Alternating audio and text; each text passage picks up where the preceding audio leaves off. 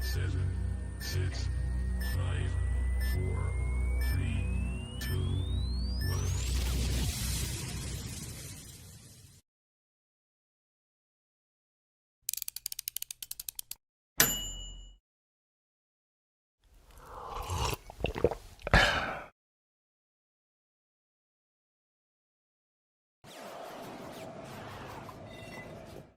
Coming soon. Snake River Manufacturing is developing a revolutionary new way to design and build a custom kayak trailer. This modular design lets you customize your trailer one piece at a time, allowing you to grow as you go. You know, a lot of folks think gorillas can't read. But when the magazine's this good, even I had to subscribe.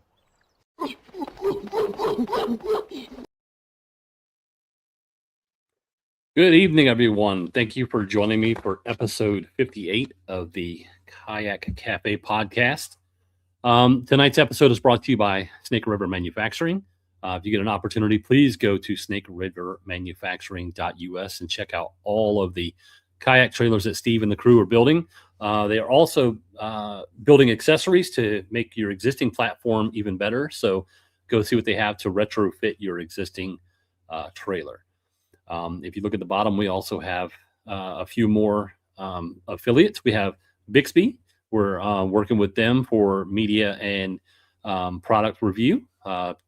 Viking Kayaks. They have great paddle kayaks. Go check them out. Yak Attack. We're going to be doing some in-kind stuff with them and check them out. And also tonight we have a pretty huge announcement. If you look at the bottom, you see Team Kayak Series. USA Kayak Fishing Magazine and the team, the Kayak Cafe, are official media partners of the Team Kayak Series for the 2026 season. So starting now, we'll go to the hub. We'll be the hub for schedules. We'll be the hub for updates on everything that's going on in the Angler of the Year, upcoming rule changes, anything that happens. We'll be able to share that with you on here. And speaking of that, the 2026 rules have been posted. So if you go to the teamkayakseries.com, you'll be able to see the updated rules. Also, there's been some questions about the Harris Chain event. It's going to be listed on there. You can log into Tourney X right now and see everything that they have going on there. So we're hoping to get more exposure for the anglers, more professional storytelling in the magazine from the anglers that are attending the Team Kayak Series. So we just see it as a huge opportunity for both of us to get out there and be present in the community, as well as get some fresh faces in the magazine. So, all right.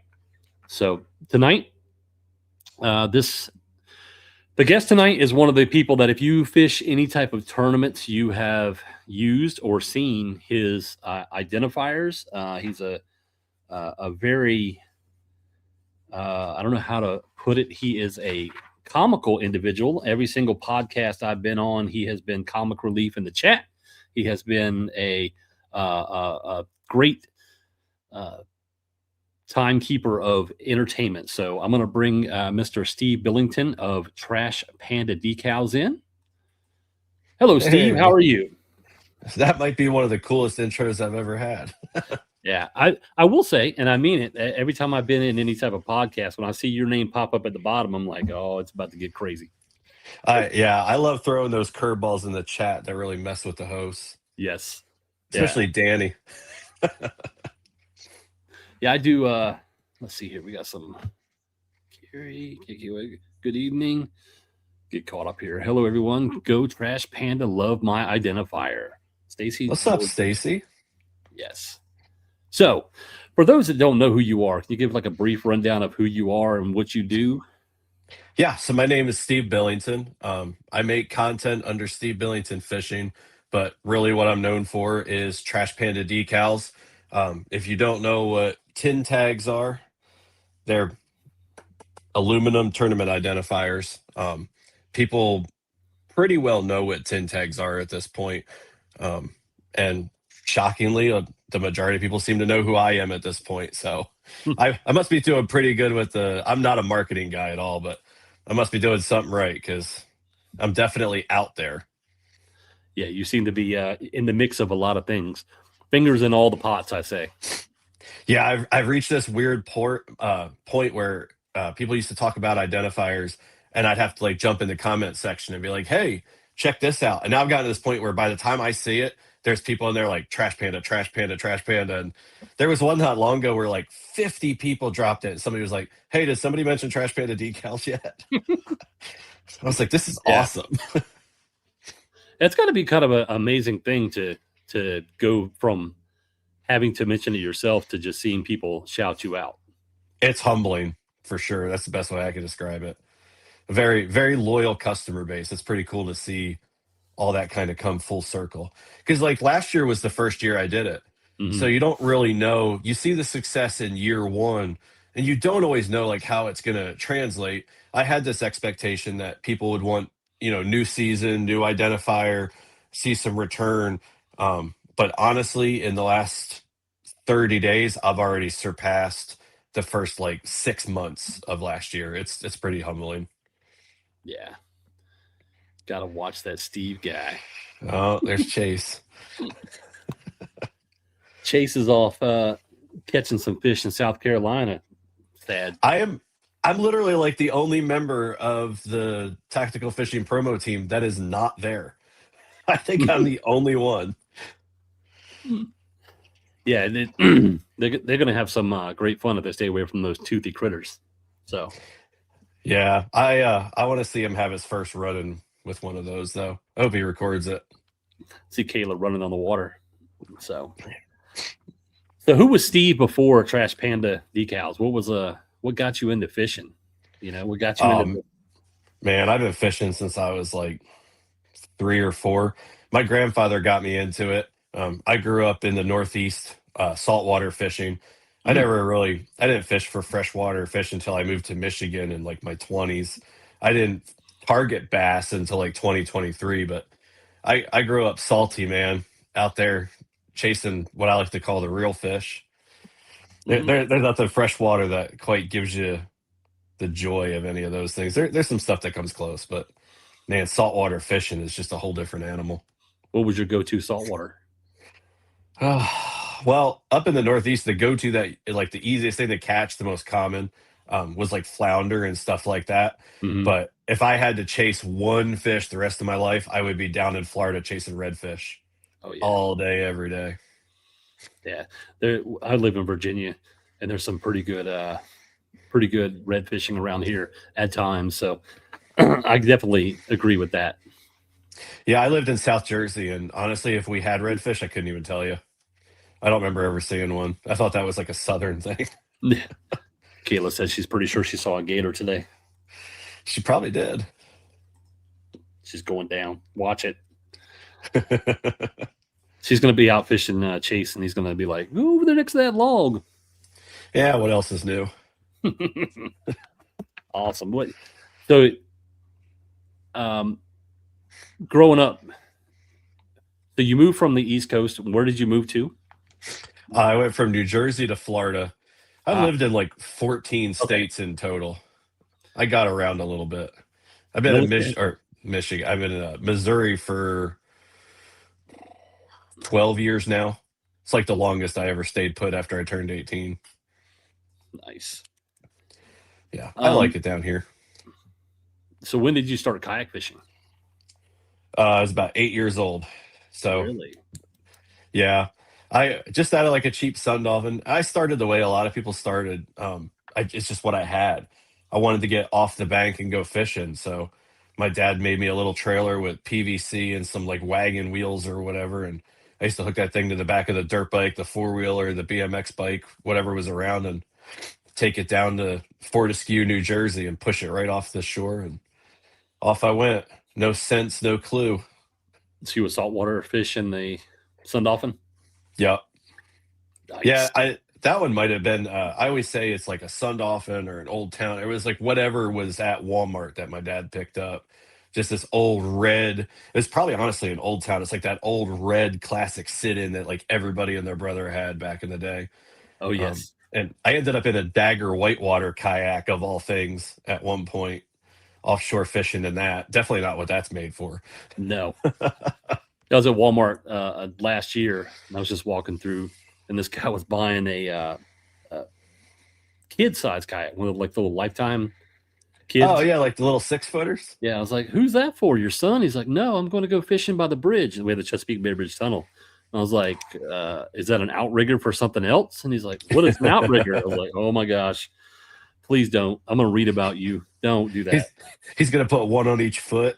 Yep. I was like, "Sit down in the aisle. We'll go crash course. Weight limits." You know, though, guy. I wouldn't be surprised though if it could hold a bit. Like my daughter had one, and I never got on it, but my God, those things are tanks. It might have been able to. Right. It might have got him off the shore. Yeah, he would have been out there just like straddling that thing, just getting it. I mean, that dude was like shark fishing in that unicorn blow up. Yeah. Did you ever see that? Yeah. I mean, he had to be rescued, but he was doing it. He caught the fish, didn't he? I think it was. Yeah, he did. So it wasn't a failure. No, it was chaotic success. He might even claim that he didn't need to be rescued. That boat just happened upon him while he was doing it. Right. Yeah. One of the people that was in the magazine, Key Vang, he's in California. He hooked into a marlin. It took him like 20 some miles out, and he had to be brought back on a boat. They just like towed him all the way out. Yeah, it's crazy. My dream catch, I want to take the kayak down to like Gulf Shores or something, and I want a bull shark that's half the length of my kayak. So I want like a 6-foot bull shark. I don't want it in the kayak. I don't want to get in the water with it. I just want it right next to the kayak, long enough to take a picture and then get far away from it. The shark towed him out to sea. Yeah, the dude in the unicorn thing. I thought it was a shark. Yep. Yeah, that's I don't know, man. I was fishing off of the eastern shore, and I had a dolphin just go right past my kayak, and it was bigger than my kayak. It was longer than my kayak, and I was like, you know what? I'm sure there's sharks down here that Oh yeah. Yeah. When I first started kayak fishing in Florida, I thought the dolphins were the coolest thing. And then after you're down there a while, you realize that they are worse than pigeons. They are like the biggest nuisance in the world. Like stealing bait, stealing fish, scaring things off. They're like stray cats. Yes. Yeah. I was telling somebody the story local. I was like, man, this dolphin came by, and he's like, well, if a dolphin's there won't be any sharks because dolphins hate sharks. And I was like, oh, that's good to know. I don't know how you know that, but it made me feel a little better. I think that's something that like Midwesterners say. Right. It's like when it rains on your wedding day, they're like, it's good luck. I'm like, I think they just want you to feel bad because you're getting rained on. So that's just something people say when they see dolphins because they want to believe there aren't sharks there. Right. So let me ask you about Trash Panda. How did you come up with that name? Like, that seems like it's a great name because it does incite the question of what? Yeah, there's actually somebody today. I can't remember where I saw it, but he was asking about identifiers. I think that's what he was asking about. And somebody commented that they got it from Trash Panda. And like I was just watching the comments, he didn't realize it was a company. He thought the guy had given himself this nickname, and he's like, I don't know why he's nicknamed Trash Panda. So it always makes me laugh. I came up with it. I was at a bachelor party years ago, long before this company started. And my buddy Chaco was getting married, and what he wanted for his bachelor party was to go fishing on this it's not really a dam, it's just like this concrete barrier that goes out into the middle of the Mississippi near Hannibal, Missouri. It's called Saverton. And so we're out there, we're going to camp out there. People have bonfires on it. So we're just out there fishing, drinking moonshine, acting a fool. And I caught this like 10-pound flathead catfish. And at the time, it was the biggest flathead I had ever caught. And I was like, well, I'm taking that thing home. I'm going to eat it. But the cooler's full of beer, and we don't want the beer to get warm. I wasn't planning on keeping anything. So I just made up a stringer, and I tied it off to a rock, and I threw it back in the water. And it's near the end of this barrier where the tree line is. But, like, you know, it's a fish on a stringer. You're not thinking anything's going to happen to it. Worst case, it's going to get off somehow. So we just keep working our way down the barrier. We're fishing, getting more and more inebriated as we go, super responsible adults. And so when I make my way back down in my headlamp, I can see the line for my stringer, the paracord is like up on the barrier. And I'm thinking that dang old fish jumped up on the concrete. Hopefully it's still alive, kick it back in the water, try to keep it fresh. No, there's a raccoon in the middle of the barrier with the stringer like wrapped around his hand, his little paw there, and he's gnawing on my flathead. Flathead's still flapping around. It's eating like one side of this thing.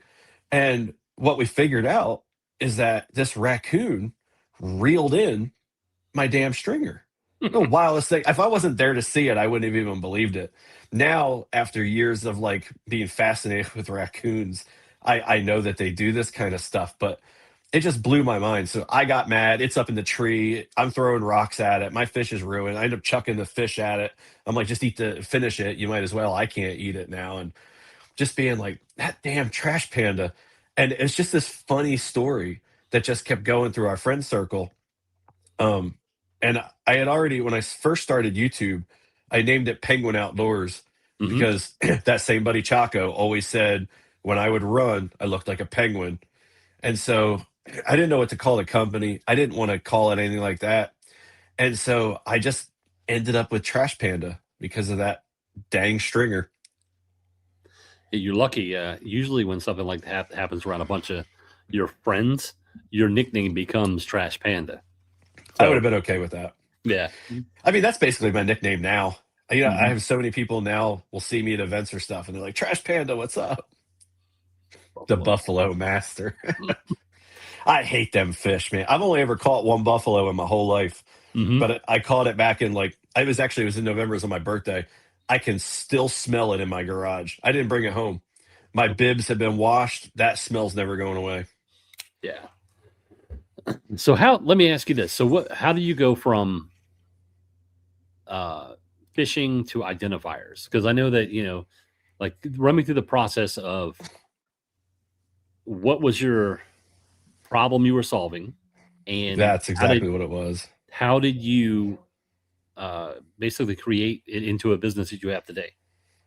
So late 2024, I knew that I wanted to get a tin tag. I wanted one for my own personal use. And there was one main company doing it. There were a few other ones, and they don't even really seem to be just websites that exist. They're not really in business. And there was one primary company who was making them. And so I reached out a couple times, never got a response. But what I didn't love about the design is in the blank space below the card, it's got their company name and their logo. And I'm not opposed to advertising a company. Like my kayak says bona fide on it, stuff like that. But I don't know. It's just my eyes really focused on it. I didn't like it. But also I had some ideas that I wanted to try and I wasn't hearing back from the company. So I just decided, like anything else in life, why can't I just do it myself? So I started researching the process. The process for doing it's called sublimation. It's not a secret. It's not anything new or that anybody invented anytime recently. So I did some research and started playing with my own idea. And I'm like, you know what, I can do this. And I'm like, for the cost of what it's going to entail, I could do other cool stuff like photo prints. And I still wasn't really even thinking of it as a business. I just knew I want this. This is what I want. I can't get it. So I'm going to do it. So I got the equipment. I started experimenting. And honestly, within 3 days of having the equipment, I had my first version dialed.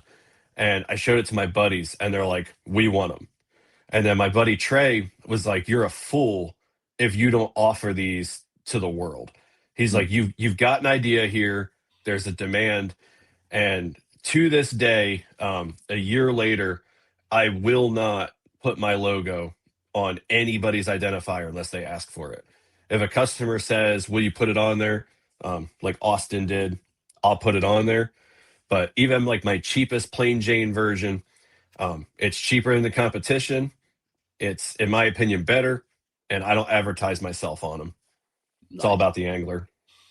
Andrew said, dude, I remember when you were talking about shirts. Then it evolved to that. And then we asked for photos. Fun to watch you grow, man, as a friend and as a customer. Yeah, I had That's one of my Andrew on. biggest supporters right there. I've never heard of him. No, I'm kidding. Yeah, it's funny. Andrew, when he was on, we were talking about. I used to watch him in his garage and on TikTok making his first couple baits. I think somewhere here I still have peanut butter and jelly Neds that I won because it was like the who wants to see something made. So it's cool. It's cool that we've all watched our progression. I mean, like you said, you're a year in. I'm 2 years into my second year for the magazine. So we're all fresh out here, like pretending to be like seasoned veterans, but still we're it's really cool as a collective to grow together. So Well, and Andrew's right, because Trash Panda Decals, like the domain and the idea, it all existed long before the tin tags. And I was gonna do vinyl. I was gonna buy all the machines to do like the vinyl stickers. I was gonna do shirts. Like I had all these different ideas that now I don't even like. I do a little bit with vinyl, but I ditched the shirt idea real fast. I was like, lots of people do that. Like there's whatever. This is my niche. This is where I'm just really good. And it sounds really cocky and condescending. There's just no other way to say it. I really get a kick out of just constantly changing the game. Like when I came into it, there was this very basic identifier. This is what you can get. You can't do this. You can't do that. Our logo is going to be on it. It is what it is. And now you have, here is this full lineup of stuff you can get everywhere from as basic as humanly possible all the way up to fully customized stuff. And it's all about the angler. It's not about me. It's never been about me. It's not about getting rich. I'm just a guy who loves to kayak fish, who loves making stuff for people that love to kayak fish. yeah, I love the idea of like the progression of companies and products, and it's cool that you basically what just started out for yourself has exploded into something that almost everybody that fishes competition has. So Yeah, and like if you would have told me a year ago I was going to like get into 3D printing and make my own mounts and all kinds of stuff, I'd have said you were insane. I still don't know. Like I suck at math. I still don't know how to like everything you design 3D print. If you're following like the standards is in millimeter. So I do all my work in millimeter. I can't convert inches to millimeter. I figured out in inches and I let my MacBook tell me what the conversion is. Like I don't know the difference. I'm just out here winging it. yeah, But yeah, it's crazy how your progresses. Like this is brand new as of today. This is the first vertical identifier I've ever done. So it's the same as this double up, but it's straight up and down because this customer's mounting it on top of a short stack. Ooh. And like it just works better for him oriented this way. So it's like it never even occurred to me that people might want it oriented this way. And then the second I printed it, pressed it, and looked at it, I was like, yeah, so that's got to be an option now. Like he's not going to be the last one that wants that. yeah. Looks like you've got people drooling on their keyboards over here. Yeah, And I just- put it in the group chat with Tactical Fishing, and within like 2 seconds, somebody was like, yeah, I'm going to need that. Andrew said the one with him and his dad is not being used. It's retired, and it's on my wall. It's art. Yes, It's one of my favorite identifiers because it's just a photo of Andrew and his dad, just a candid photo of them out fishing. Mhm. It's such a clean. That's like one of the coolest things. I didn't post it on Facebook because it's got somebody's kids in it. But a customer sent me one the other day. It's a photo of him and his wife and his kids. Beautiful family picture. Turned it into an identifier. Hopefully he'll post it, and then if he does, I'll share it. But I didn't want to post it because it has kids in Right. it. But those identifiers are the coolest. Like I can do anything in like black topo or orange camo or whatever, and they're cool. Don't get me wrong. But when somebody just really personalizes it, that's when it's just truly like that's what I do it for. Like when I put that thing in an envelope and I send it out, there's some identifiers I just almost don't want to send because I like them so much. I want to keep them. And the one of Andrew and his dad was a good example of that. Now, do you ever make duplicates and have them for personal, like a portfolio, if you will? Not on purpose. Anytime if I screw one up, because it happens honestly kind of rarely. I could almost do this in my sleep. When I first started, I would really obsess over like, is it lined right? Is it whatever? Did my finger accidentally slip when I was taping it? Now I'm just like Taylor Swift rocking, doing 10 different things, whatever. But every now and then I'll mess one up. And if it's not terribly messed up, I throw it in as an extra. I'm like, here you go. Here's a freebie. Like I don't need it. You'll use it. Like it's the kind of mess up where like a customer look at it and might not even notice it, Right. but I see it and I'll just throw it in and be like, here's a free one. I messed it up. But if it's really messed up, they all go into the same pile. And when I get married in a couple months here and like we're in our new house and everything, whatever shop area I end up with or podcast area, whatever it is, Mm-hmm. I want to build a shadow box and just fill it with those things. Where when you look at it, you just see just screwed up identifiers, my old identifiers. I don't throw any of mine away. I change mine like I change underwear. So I keep all mine. Yeah. I'll make a brand new one and I'll love it for about a week. And I'm like, I got an idea. Most definitely. Well, we were talking before with the photo studio, I do composites, and all of our composites leave printed on metal aluminum. And it's an amazing, until you've held it in your hand, it's Mhm. just, you can't appreciate the quality of it. Yeah, that's what these ones back here are. They're Mhm. all printed. I pressed all those on metal. Oh, nice. Yeah, I want to get into the poster size. It's like a decent investment to step up to that, but I like the poster size with like a metal frame. I Mhm. just think would be sick. Like it just got it. There's something about shiny stuff on metal. We're like Yes. just programmed as humans to love it, whether it's a Corvette or some guy's identifier. That's why they put sparkles on bass boats. Yeah, they do love their glitter, don't they? They do. They're not crafters, they say. You got a glitter obsession, my man. So Yeah, glitter will get you in trouble, whether it's on babes or boats. It's never that's it'll get true. you in trouble. That is true. A little bit of dust will get you messed up. I like that. So I mean, how far into the creation did you realize this is a potential moneymaker? I think I knew pretty quick that if I offered them to people, I was going to make money. Mhm. Um, it wasn't so much like the income that surprised me. It's the passion that I just didn't like, not my own passion. It's the passion everyone else has for my products Mhm. is what caught me off guard. Like whenever I never like, the first couple things I did, I was aware that it was like innovating for what it was. I wasn't aware of how much that innovation was going to mean to the community. Mhm. And that byproduct has just been wild. But I'd say I was like 4 months in, I was like, man, I really think I got something here. And then 10 months in, I was like, I'm the new standard. I've taken over. And that's when the slogan became, because I never really had a slogan. I had like made by a kayak angler for kayak anglers on the website. And I had something else like we have the most badass identifiers, but Trash Panda Decals never had a slogan. And then right around November, I was like, I am the standard. Nobody else is doing this. And if somebody wants to come into the game, I'm where it starts. This is the bottom of the bar, and I'm still going up. So the slogan became the standard is here. And man, I tell you what, coming into 2026, I live and breathe that. It's just I know I've got something great here, and I just love seeing people put it to use. That's true. Yeah, they like you said before, like if you make a post, man, or if someone asks about identifiers, your name is thrown out every third, second post. It's like, have you heard of Trash Pandas? So Yeah. And then there's like one or two people that'll be like, they'll throw out the competitor. And one of them likes to throw out the competitor and be like, uh, how did he phrase it?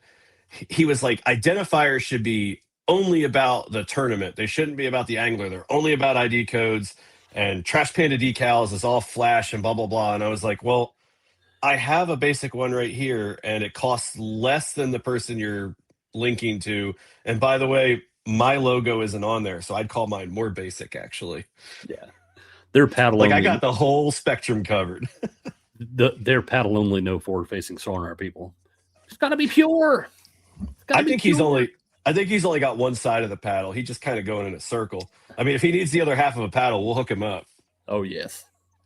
So where do you come up with the ideas for the identifiers? I mean, is it basically off of customer feedback, or do you have like some of it's me. Some of it's like, I call it the think tank. I have 2 different group chats, one with my local buddies and one with the tactical fishing team. Mhm. They're both great. Some of it just comes from customers. So like the double up, these ones, that started with Chad Davison. He just asked if I could do a wider card and put 2 of them on there. And I said, well, I considered it, but would anybody even want that? Like, it just seemed, the first time you see it, it just seems so big. And he's like, well, yeah, I think they would, and I want it. So I made him one, and it was like the world caught fire. The second I posted Chad's, everybody wanted one. And I was like, okay, well, Chad was on to something there. And I make Chad's for free. He tried to pay me for the one I just did. And I was like, he said, you can't make any money if you keep giving your friends identifiers. And I was like, Chad, you had the first double up. You're good. Like, here you go. The vertical one, it never occurred to me that people would have a use for that until Austin asked for it. And I was like, as soon as I saw it, it's kind of interesting. When Austin asked for that one, when Chad asked for the first double up, the first time I saw it, it's like, duh. Like, I've had a few of those moments, and there's been stuff that I've come up with, and I'm like, nobody's going to want that. And then when it's there, it's like, no, everybody's going to want that. But I'm real big on giving credit where it's due. I didn't come up with all of it, came up with some of it. I'm just the guy bringing it to life. I like that. Can you make the double up pretty? Lots of room for extras. Yeah, her double up's very pretty. She did her own design. She did her end chases. Nice. Have you what's your most challenging design you've done? Jacob's stems, I think, was probably the most difficult one I've done here recently. He wanted to be able to put, I have what's called the switchboard, where you can just stick normal size identifiers to it so that you can have 2 and just kind of hot swap them. Mm-hmm. But Jacob wanted to be able to have like a specific section where he could stick them. So I had to do, and he had a lot of sponsor logos. So I had to fit everything else like into that space. That was a little tricky. He had a lot of logos, but it worked out. Another good example is Holly Citadino. She was the first one to ever have a colored identifier. Another good example of like something I never thought to try. They were all white backgrounds until her husband Joe was like, do you think you could do one that was pink? And I was like, never tried. We can give it a go. I said, I don't know how the ink is going to impose.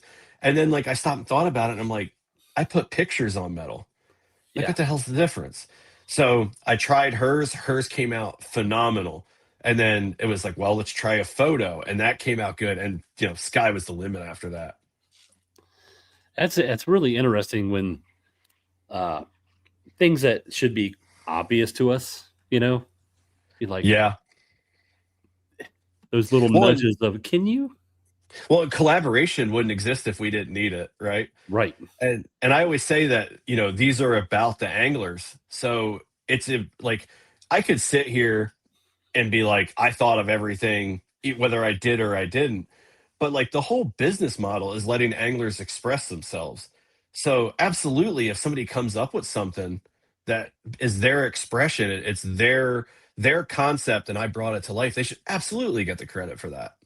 Oh, yes. Yeah, I love when I hear people say, I'm a self-made. I'm like, I don't think anybody's really self-made. Somebody had to hold your hand, give you a nudge, even if it's like moral support. I have those people that some I've told, some I haven't, but they just seem to call at the times I need them. And if they weren't there, this wouldn't be. It wouldn't be. There's no way I could do. Well, we're on 58 episodes of this podcast, and you've just started your podcast, so you know how. Yeah, trying, episode 2. they can be a little bit challenging at times. So, yeah, that's my buddy Trey. He never calls at the right time. Like, Hmm. and I'm not a big talk on the phone person anyway. Hmm. Um, but like I'll see it ring and I'll always have that moment of like with everybody, honestly, where I'm just like, oh, do I really want to talk right now? And I know how I am, so like make myself answer. And those conversations with Trey are usually like under 3 minutes. Sometimes he's just calling to be like, I love you, buddy, you're good, keep grinding, or whatever. But there's been times where like I just like I need to go to sleep. I'm exhausted. I can't push anymore. And then he'll call and tell me like how good I'm doing, how proud he is, and how cool to see the photos. And I hang up the phone and I'm like, one more hour. I got another hour in me. Yeah. And like one of my favorite, I have like this playlist I put on when I'm really gonna grind. Like I've had in the last 10 days, I think 84 orders, give or take. So I've just been nonstop grinding. And this rap song is largely about I don't need anybody, I can do it by myself, whatever. And I know it's not true, but boy, does it get you hyped. Hmm. When you're the only one pressing plates, it gets you hyped. I could just see you in there making identifiers, earbuds in, smoky room, lights flashing, just rocking out to, yeah. Uh-huh. I was rapping not that long ago, and my daughter was I was like, I like to put the noise canceling on my AirPods. I don't want to hear myself, but Oh, yeah. I'm gonna belt it. And my daughter is like, could you stop? And I was like, that's Tennessee Reaper. And she's like, yeah, but you're not. Or like there's this new Taylor Swift song I can't get out of my head, this Opalite, like Hmm. dancing in the lightning strikes. I dance in the lightning strikes a lot when I'm pressing identifiers, man. Yeah. We all have to find that thing that keeps us moving. I mean, it's kind of weird. Like one thing that anybody that I talk to is like struggling with what they're working on. Cause I've had people ask me like, hey, they send me products and they're like, do you think it's a good product? I'm like, well, that's not my position to tell you whether you should continue on your journey. Because Hmm. everyone that's made something, there was somebody who told them they shouldn't do it. No matter how good it was, someone was like, it'll never work. Cars? Who needs a car? You Yeah, just and there's you always somebody who hated it. And it's yeah, usually the person making it. yeah. So I don't know if you've ever heard Steve Harvey jump. I'm not a huge Steve Harvey fan, but he talks about people that, in order to do what you've done, I've done, what a lot of the people, everyone who's an entrepreneur has to basically take that leap and jump. And it's Hmm. very motivational. When I get down and I'm like, I can't do this, I listen to it. And I'm like, all right, I've jumped. I'm hitting Yeah. some rocks right now. Parachute's not open yet, but I'm still going down. I'm still moving. It's going to work out. So, Well, and but I think that when somebody says like, "Do you think this is a good product idea?" I think that they believe that what they're asking is what they're asking, but I think what it really is, they're saying like, "Hey, do you think that putting this out there, like, how do I phrase it? There's a vulnerability in it, so it's mhm. not like, "Hey, is this a good product?" It's like, "Hey, are people gonna come at me? Are people gonna make me feel bad about myself?" when I put this out there.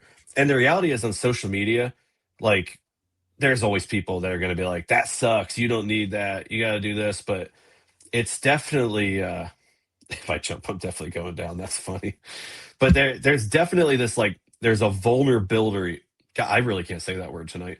But like in putting yourself out there and putting Oh your work yes, out there. And I think that's what people are really asking when they're like, do you think this is a good idea? They want that reinforcement to feel like if they put it out there, they're not just going to get knocked down. that validation. Yes, Yeah, that security blanket. yeah. So we kind of briefly touched on it, but we're going to jump in a little deeper. What made you start a podcast? Man, I just like to talk. I never shut up. I the reality is I listen to people like Alex Rudd and Steve Ranella and Crime Junkies. I love that show. I'll admit it. Mhm. But there's a couple podcasts I listen to, and honestly, I think Steve Ranella is probably the most relatable, which probably sounds insane to say because he's this huge personality. He's hilarious. But Steve's are a dying breed, so we got to stick together. Yes. But when I listen to stuff like that, like I'm entertaining. I know I'm entertaining. I'm a goofball. I'm a doofus. And when I hear those shows and stuff, I think what it's. I feel like I'm missing an opportunity with my content because I never used to go live. I didn't record a podcast, and so when I first started in content, it was all just YouTube, and I didn't focus on anything else. And as I've grown in that over the past 6 years, I've realized that like anybody successful has a podcast also. Anybody Mhm. successful goes live also, like for the most part. And honestly, I just got a lot to say. And I think I'm funny and entertaining. And so there's that kind of that whole vulnerability thing. It took me a long time. Like every year I was like, this is the year I'm going to start a podcast. I'm going to do it. And then I just skipped it. And then a couple weeks ago, I was real set that this was the year I was going to do it, but I hadn't pulled the trigger. And I was listening to Meat Eater, and Steve Ranella is he's just himself. That Mhm. microphone doesn't change a thing about him. And I was laughing. I was in tears. And I was like, you know what? I've got stories and stuff like that too. And I was like, I'm doing it. I'm pulling the trigger.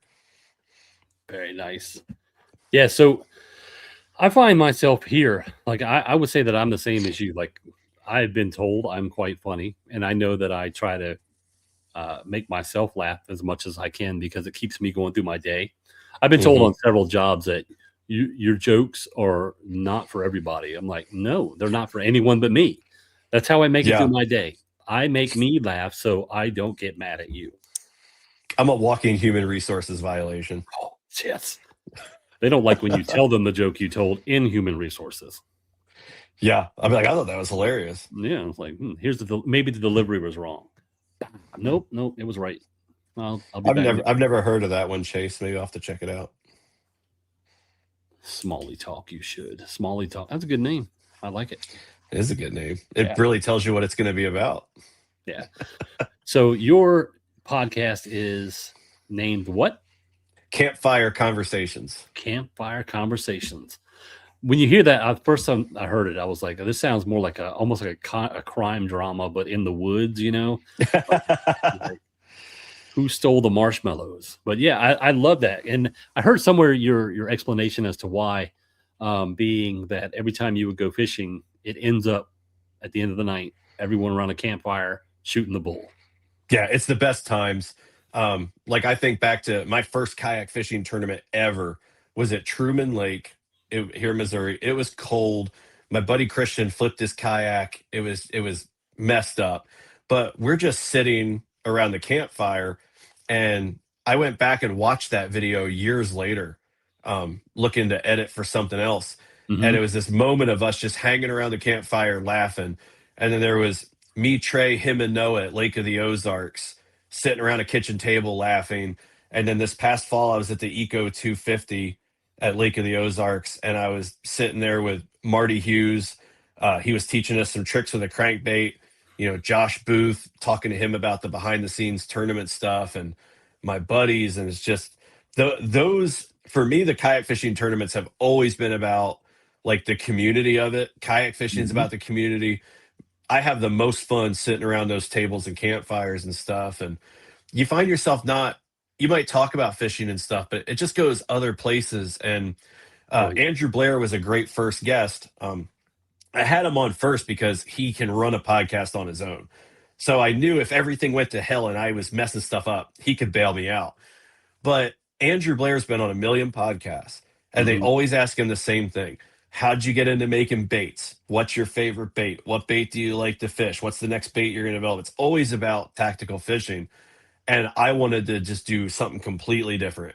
And I told him, I was like, dude, we're not even going to talk about your baits. And he was like, I'm in. Yeah, Andrew, I love having podcasters on because we could talk about whatever, and if it gets low, Mhm. we on my end as a host, I feel like that. What's my next question? But on your end, you have this like, I could just do what I want to do, and vice versa. On a podcast, I could just keep rambling for hours, But I've always enjoyed learning about who's behind the products, who's behind, Yeah. that's what's going on. Because we were talking before, like if I start talking technical stuff, anyone that listens to this, they're going to know, okay, this guy doesn't know all the technical details in and out. Mm-hmm. I'm going to go. It's about being genuine. So, do you find that you've done 2 episodes, correct? Correct. Andrew Blair, Chris Platt. Yep. Right? Yep. Both of which I've never heard of. I'm kidding. Yeah. Well, and it's funny because during my second one, and I had like this general outline just to kind of like if I brain farted or something to keep me going.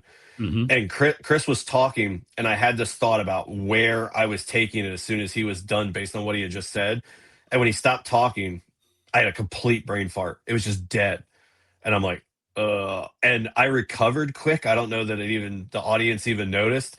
I had an internal moment of panic where I'm like, this is why I don't go live. I was Yeah. like, oh no. And I was The so glad I had that paper there because I almost needed it. the ones that get me are like comments, because I'm expecting a question to be up there. I'm like, I forget Steve is a Swiftie, and then I have to go back into a question like immediately, and I'm like, what does success look like for Trash Pandas? It's like, wait a minute, we're past that, you know. So, I'm a um, proud Swiftie. I got a Swiftie coffee mug. I've got a Swiftie Funko Pop up on the wall in front of me. I love Taylor. yeah, um, I don't necessarily have like a favorite artist myself. I just basically whatever's on is playing. I grew up working, like we were talking before, on a farm, and I work Mhm. with people to listen to rock, rap, reggae. I just like whatever's on. You know, I was never in control of the radio, so I learned to listen to it. We always listened to Howard Stern when I was growing up, and that stuck with me. Mm. I'll still listen to Howard every now and then. So what's the overall you plan for your podcast? Do you have a list of people that are acquaintances? Like, do you know most of the people you have scheduled, so you have a good rapport with them? Yeah, so far, I made sure to stack the early going with people that I know because I Mhm. just figured it would come across more natural and definitely make things easier on me. I'm scheduled into April, and Mhm. so the rest of February and March are people I know, and then I've got people that I'm trying to get on after that that are people like I know, but I don't know like the core group that I have on originally. A couple bigger names that I've reached out to that I think I have a chance of getting on maybe, but definitely started with a more familiar circle for sure. Are you printing invitations on decals? Just like, please podcast, and sending them off to the bigger names. You know what I should do is I should do that for like events I'm going to be at. Maybe get Mhm. some rounded corner ones and just chuck them at people. Yeah, It's like when I see them in their kayak on the water, I'm just, bam. And then unless you get hit with the identifier invite, you're not cool enough. right. Just so you walk around and hand it to them, like in your hand, just like hand it to them and walk away. You've been cordially invited to be one of the few. Yeah, stick it under their windshield wiper. Awesome. Yeah, that's I mean, I hope it works out for you. I mean, I watched the first two. I mean, I know Andrew, I know Chris, and they're great personalities. It was a fun event to watch. So I can't wait to see how far it goes, because um, like I'll I keep said doing it even before, if it's just me. I yeah, don't know how to fail. So even if I'm the only one on there, I'll be like, hey, I'm back again. yeah, you have to define failure yourself. So you That's know, right. it's all up to you. You never know. You could have 58 podcasts that reach 30 people, and the 59th might be the one that goes to a million. Yeah, it has been pretty cool to see. I had up to like 27 watching at Hmm. once on the second one, which for I never assumed I'd have five. So like that was awesome. And then to see on the back end on the Spotify metrics and stuff, people reacting to it and the downloads, it's been pretty cool. Yeah, that's awesome. Yeah. So it's good. It's really good to see the growth and stuff like that. Um, let's see here. Um, do you do you plan to do any like on the road traveling podcasts? Yeah, for sure. Anywhere I'm can't like if I go like I won't be at the All American Classic this year, but like if I'm at an event where I'm camping over, I'm going to be at a house with friends. Yeah, absolutely.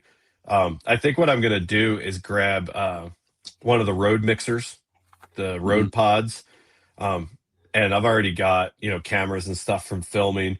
So I'll probably invest in a couple of decent mics and one of the portable roads or something comparable. I don't know that I'll live stream when I'm out doing those because you never know how the service is going to be and stuff. But definitely record the video and the audio and still push them out. But yeah, I think doing them in person would be a real kick. Yeah. This comment here, I like to throw random comments to distract Roy. She does. And I'll give you a little FYI. If you ever plan to have them on, do it early because she gets mean if you wait. She goes, why? Yeah, I was trying to see somewhere I have the Rode wireless Go 2s. I love those things for doing podcasting. I've got her and Chase scheduled. I just don't remember when. But they're coming on. Be careful. I think they're on after Marty Hughes. Can't remember. Yeah, she's a fireball watcher. Yeah. So you said cameras and audio stuff. Are you into photos and videos? I wasn't really until I started doing YouTube. To this day, I still don't have like a DSLR, like a nice Canon or Nikon or any of that. I literally film with my iPhone and my DJIs, and that's it. And it's funny because there's three groups of people. There's the people like me. There's the 100,000 local photographers who all think that they're photographers because they bought a camera and created a Facebook page and people give them money to take pictures. And then there's the real photographers, like I assume what you do, like Alan Lockwood does, that are just absolute artists and stuff with it. I don't understand any of that. I'll never invest the time to understand all that. If I can film and edit, I'm happy. Yeah. Yeah, I heard video and audio gear, and I was like, man, I've overinvested in extras for filming on location. I was supposed to go do a on location podcast last year, and I got snowed in Virginia Beach. We got 11 inches of snow. Everyone I invited was able to make it, except for me. I couldn't get out of my driveway. So, but that stinks. Yeah, I figure I had looked it up, but I didn't go crazy when I was setting up like a purchase list for the portable stuff. I didn't go crazy. The most expensive thing was honestly that Rode. And the main reason I wanted that was just because it's so easy to switch between the cameras and everything else, record straight to the SD card, and microphones. I didn't go crazy with like the blue balls or snowballs or whatever those things are called. Yeah. Just like decent stuff. The Rode portables look nice, but I think I'm going to hardwire like XLRs, I assume. Yeah. I don't know. I won't go too crazy. I use Blue Yetis. I have a couple of those. They're pretty nice. I think that's what I was thinking of, Blue Yeti. Yeah. They do make the Yeti Snowball as well, which is Snowball, that's it. Yeah. Yeah. Yeah, I saw some people using those. They sound really good. I mean, there's a definite difference when you listen to like Meat Eater or something like that, and their stuff is just dialed versus like mine or something like that. There's a very distinct difference. But I'm real big on, if you're going to do something new, do it cheap.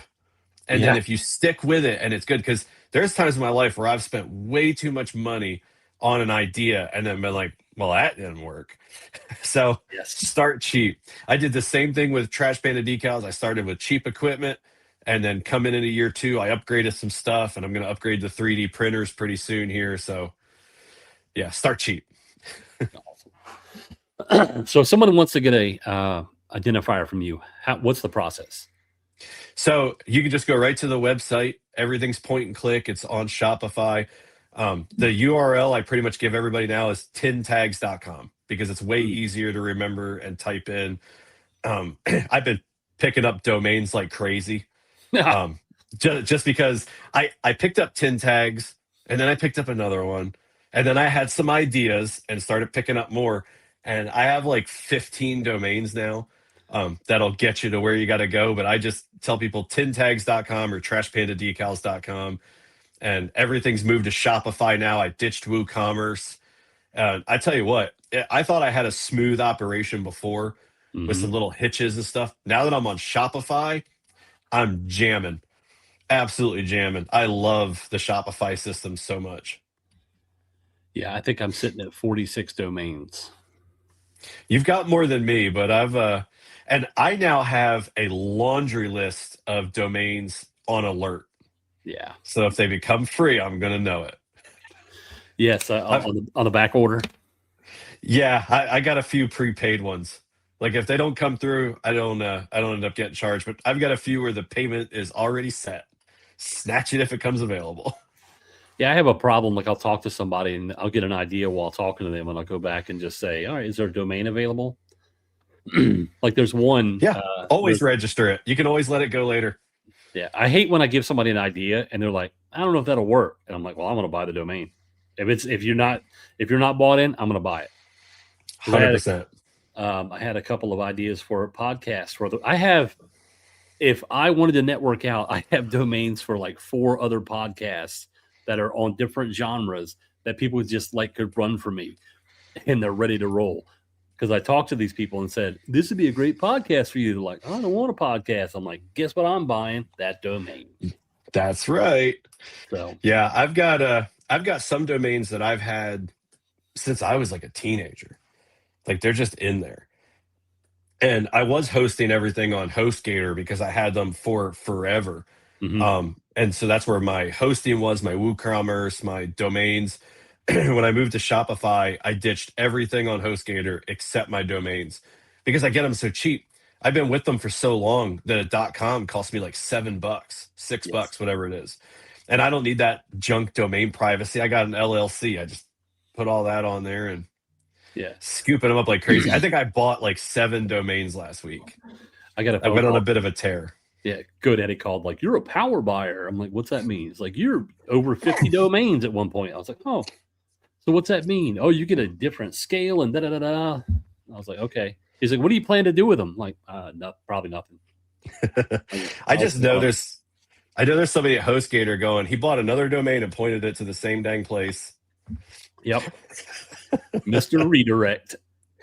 Yeah. Well, and the same group chats that help give me such great ideas are often they often like to stoke the fire when I have an idea and I'm like, I don't know if I should do that. And they're like, do it. And that led to some stuff.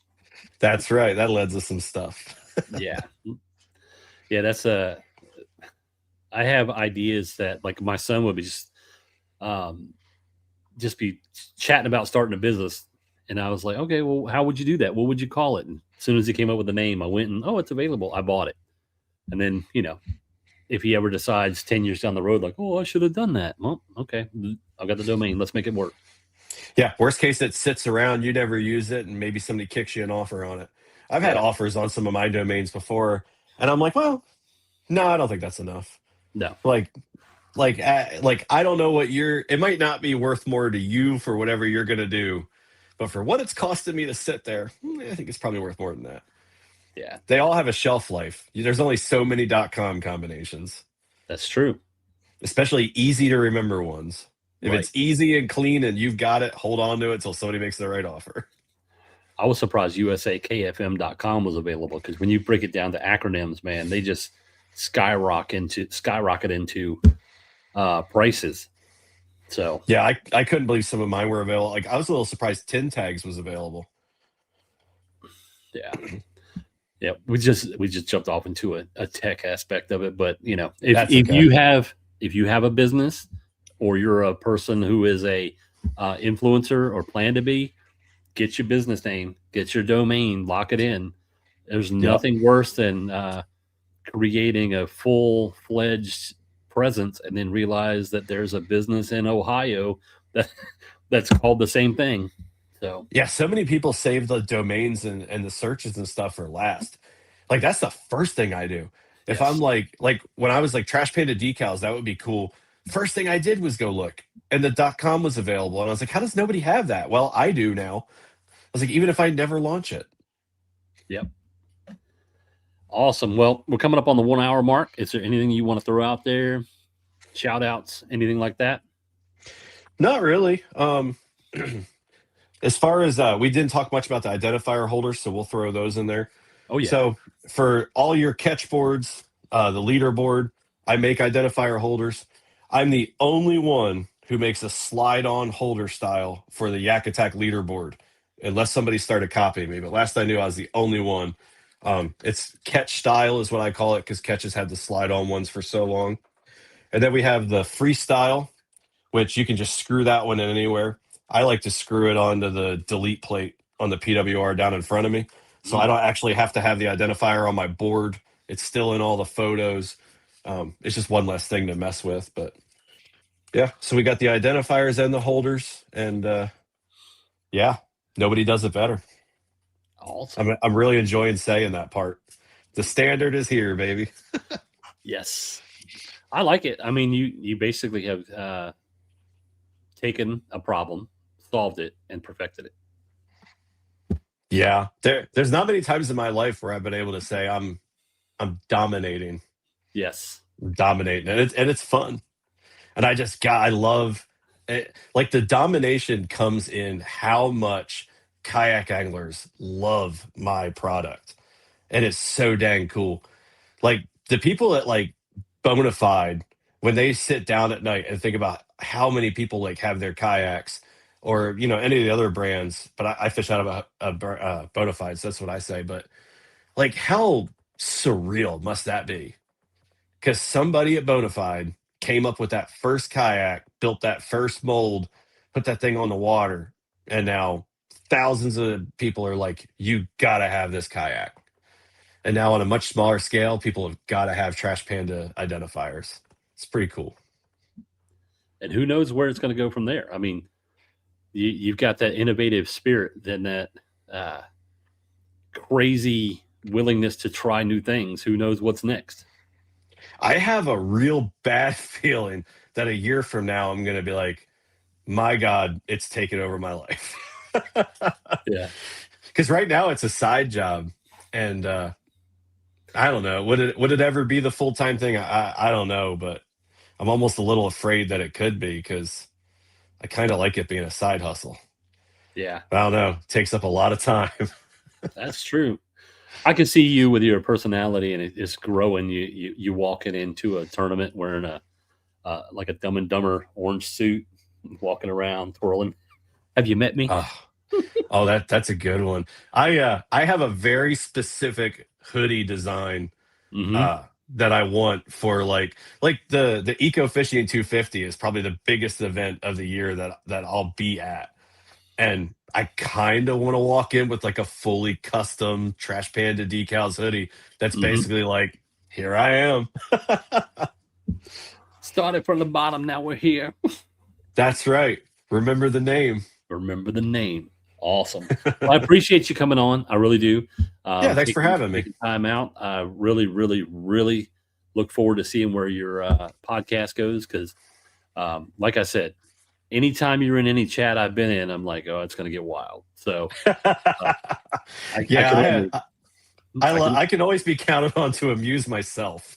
Yes, that's what we're here for. I mean, if we can't make ourselves happy, you're a byproduct of my humoring myself. Yeah, 1,000%. Awesome. Well, I appreciate you coming on. I really do. And like I said, I can't wait to see where everything goes, what the next products are, and just one day go to the tournaments and see every single boat with it in there. Who knows? Maybe someone will make it the industry standard for the leagues, and you're locked in. I'd love nothing more than to see like the Kayak Adventure Series or the Native No Limit or whatever sporting my tags. I'd love nothing more. It'd be super cool. Just got to speak it into existence, right? Yes, sir. Awesome. Well, I'm going to put you in the background, say goodbye to everyone, and then we can go from there. All right, guys. Thanks for tuning in.